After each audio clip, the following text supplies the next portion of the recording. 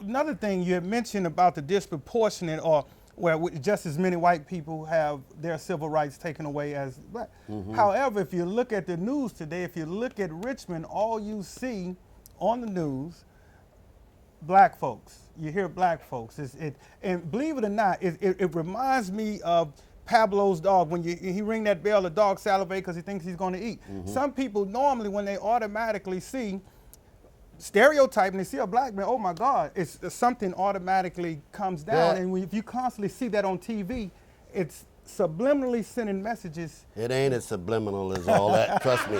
There are people in this state who literally believe that if you're black, you're criminal. I mean, literally believe that something inherent in African American males particularly makes them criminal. But hold up, Marty. And I agree with you. I know where you're going with this, but I want to definitely say when a lot of the young men walk down the street, they have their pants hang down. A lot of white kids do it too.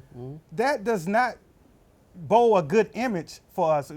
Automatically mindset, unemployed, not working, may grab my purse. Thug. Exactly. Thug, I get that. But to look thug does not make you a criminal. But too many of them are willing to go there. Right. Just last month at the NAACP meeting, the Chief Tarasovic was guest speaker.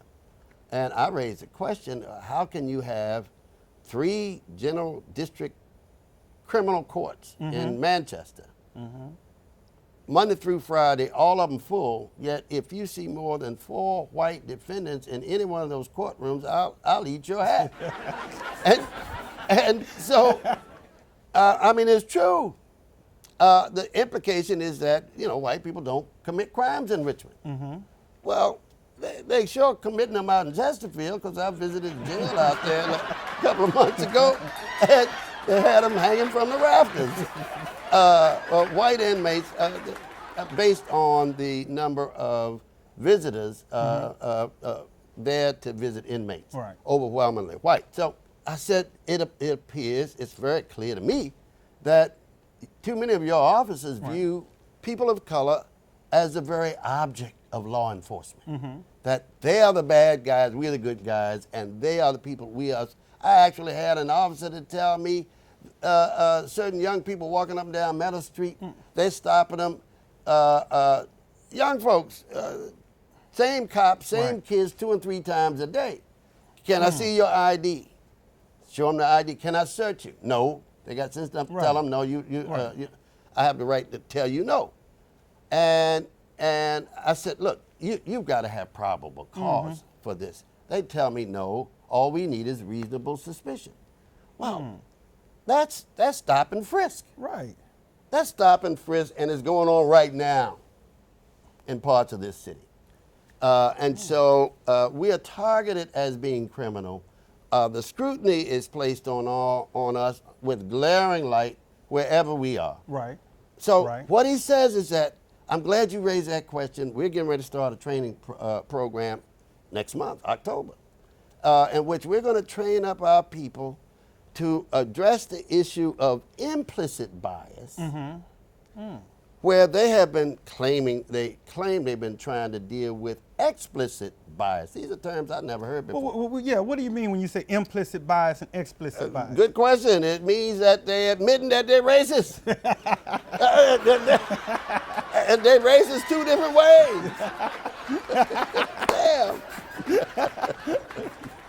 They're racist 2 different ways. Not all of them.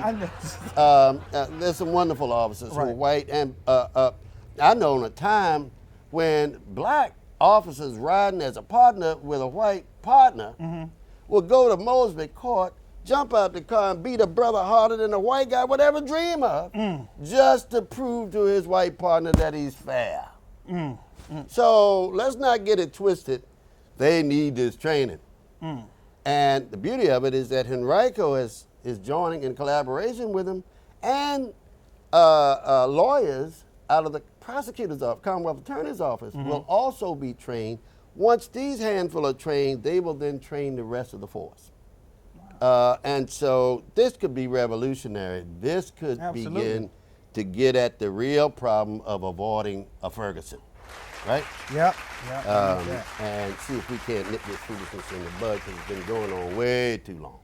Well, if you look at the makeup of Richmond, black mayor, second in charge is black, city council have black members, school board predominantly black. The last police chief we had was black. Yes. We did good under him. CAO black, the sheriff's black, chief judge was black. Don't stop now. Let's keep going. So what? So your question is what?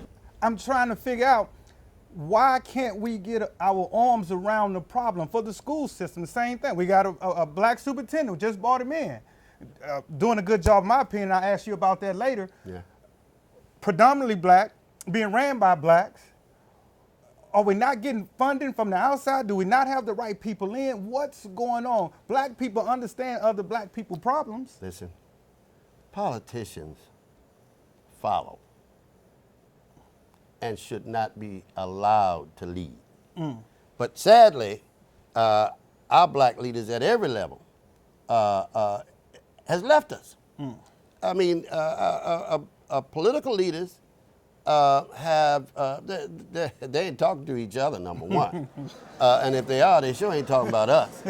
They sure ain't talking to us. Our clergy leaders, with rare exception, missing in action. Our educational leaders are in chaos. Business leaders are all splintered. We've got 6 black business organizations in Richmond Metro, and they ain't talking to each other. And our civic leaders are melting into the earth. Civic associations are lights out, popping out all over the city, black and white neighborhoods. We don't have a citywide PTA anymore. It's defunct. And you got 44 schools, and half of those have no active PTA. Doc, we're in trouble. We're in trouble. And it has to do with the dearth of leadership in this city that it's fixable. Right. I don't want to, I know I'm depressing people here, but it's fixable.